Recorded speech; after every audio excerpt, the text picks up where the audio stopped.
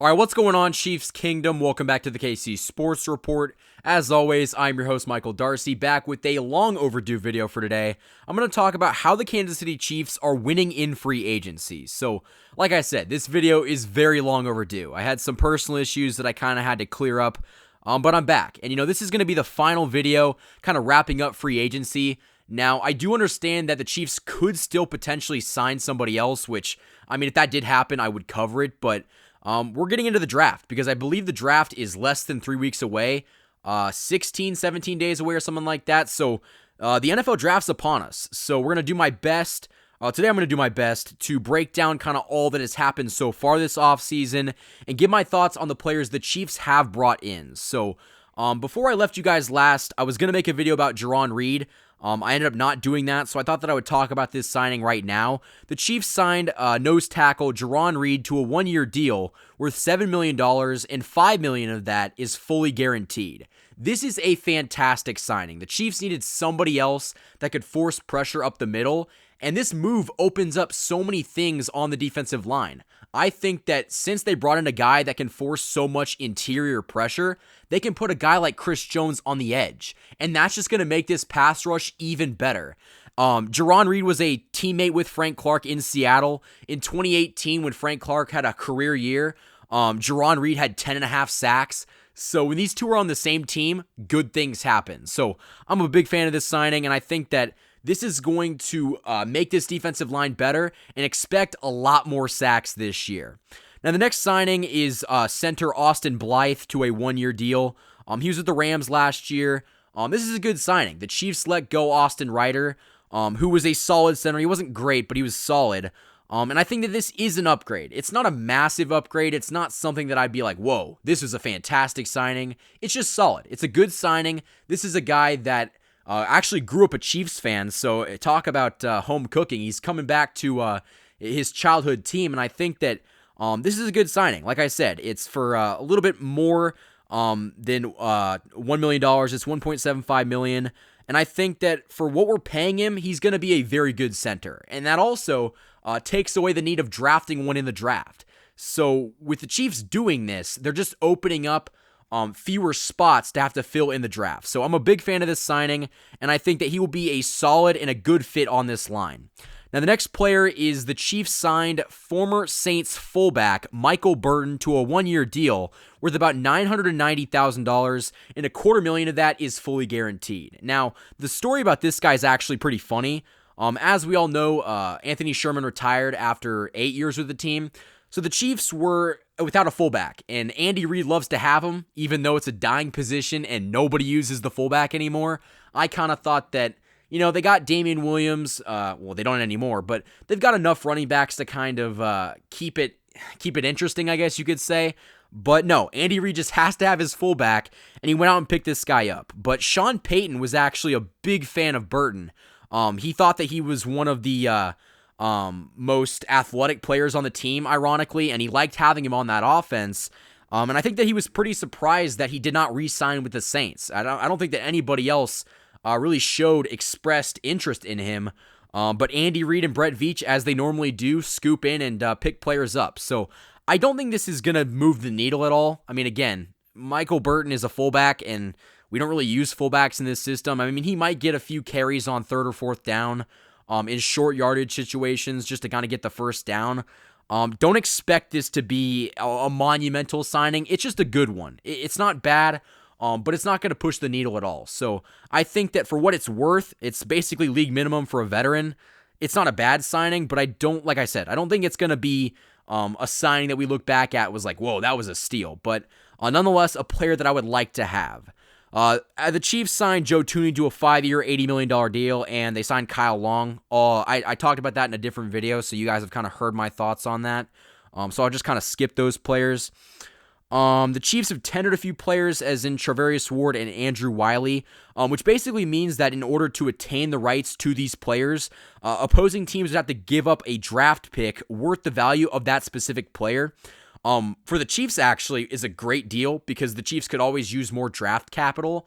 And I know that Charvarius Ward is valued at a second-round draft pick. I'm not sure what Wiley is, but, I'd almost rather have the second-round draft pick than Charvarius Ward. I'm not going to lie. But if nobody ends up giving that second round pick, the Chiefs will have Travarius Ward and Andrew Wiley for 2021. The Chiefs also brought back all of these players. They brought back Demarcus Robinson to a 1-year deal for a league minimum contract. I mean, it's Demarcus Robinson. You guys know my thoughts on him. I'm not a huge fan, but for what we're paying him, and the Chiefs don't really have any receivers, well, that's a lie. They got Tyreek and Mecole and everybody like that, but Sammy Watkins left. He's with the Baltimore Ravens right now, so the Chiefs might have to draft somebody else. But for league minimum, I mean, Demarcus Robinson, even though I hate on him a lot, he's worth the league minimum contract. They brought in Daniel Sorensen to a 1-year deal worth $2.4 million.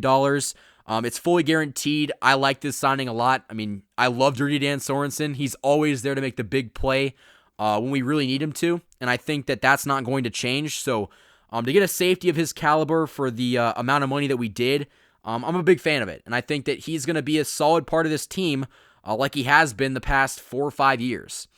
The next player that is returning to the Chiefs after a year gap is tight end Blake Bell. And we all know Blake Bell for coming up big in the playoffs a few years ago. Big part of that Super Bowl championship team. But last year it was very apparent that the Chiefs did not have a good backup tight end. Nick Keiser was not the answer. Dion Yelder was not the answer. So the Chiefs finally brought back somebody that can be a solid number 2 option to Travis Kelce. I was a big Blake Bell fan. That's a tongue twister. I was a fan of him when he was here, and I thought that he provided some very good sparks coming off the bench, and I think that he's a solid role player, and it's perfect for what this team needs. Like I said, he was very good in 2019, and I think that he's going to bring that energy and that skill set back to this team this year. And it's a 1-year deal worth a little bit less than $1 million, or a little bit more than $1 million. So it's not like we're breaking the bank to bring back a solid role player. The next player is Taco Charlton. The Chiefs are bringing him back to a 1-year deal. It's good for depth. I mean, obviously, this defensive line's got a lot of pieces on it, but last year, before he broke his leg, I really liked what we got from him, so I'm not complaining. I think that this is a good signing that's going to add some depth. The next player the Chiefs decided to bring back was right tackle Mike Remmers. You know, this is the dude that blew it in the Super Bowl. He had to move over to left tackle, a position that he was not familiar with, so I can't really blame him there, but I do have some ill will towards him just because I'm not a big fan of him for what he did in that bowl. So I guess it's good to have him back as a right tackle for depth, maybe. They're giving him a 1-year deal that's worth up to $7 million, with $3.3 million of that fully guaranteed, so they might have overpaid for him. I'm not too sure.